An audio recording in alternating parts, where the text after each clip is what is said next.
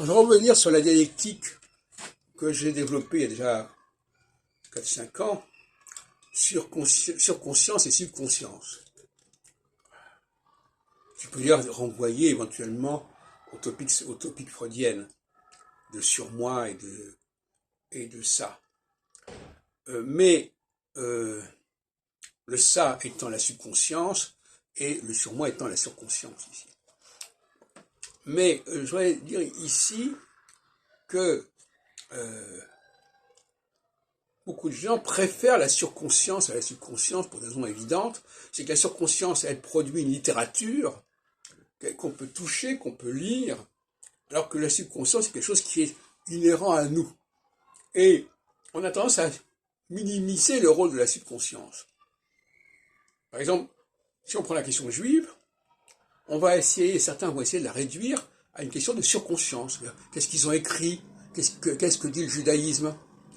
Au lieu de se demander, au niveau de l'histoire, quelle est la dimension subconsciente de la présence juive au monde, qui se situe à un tout autre niveau.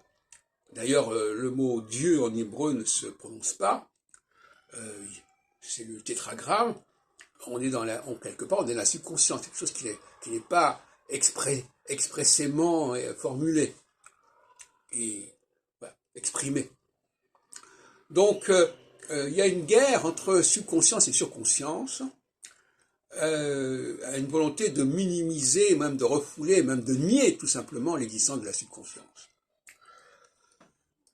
Ce qui, dans un certain nombre de cas, est très grave, parce que il y a des processus qui sont vraiment subconscients, et qui ne seraient en aucune façon réductibles à simplement la transmission. Parce que le mot transmission, le mot éducation, là aussi on tombe sur un sujet intéressant. Est-ce que tout passe par l'éducation? C'est d'ailleurs la théorie du genre. Est-ce que être un homme ou une femme, c'est une question de surconscience, ce que disent beaucoup de gens aujourd'hui, ou bien c'est une question de subconscience? Si c'est une question de surconscience, bon, on peut repenser les choses, on peut reconditionner les choses. Si c'est une question de subconscience, nous n'avons pas actuellement les moyens de jouer, d'intervenir sur la subconscience. Donc, tout ce qui est hors de notre portée.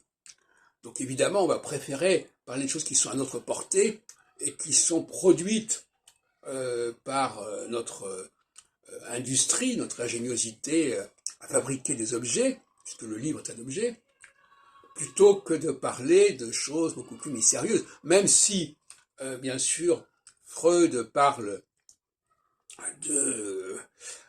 du subconscient, etc., et même si, dans le domaine de la physique, on parle de gravitation, qui sont des termes quand même assez mystérieux aussi, chez Newton, etc.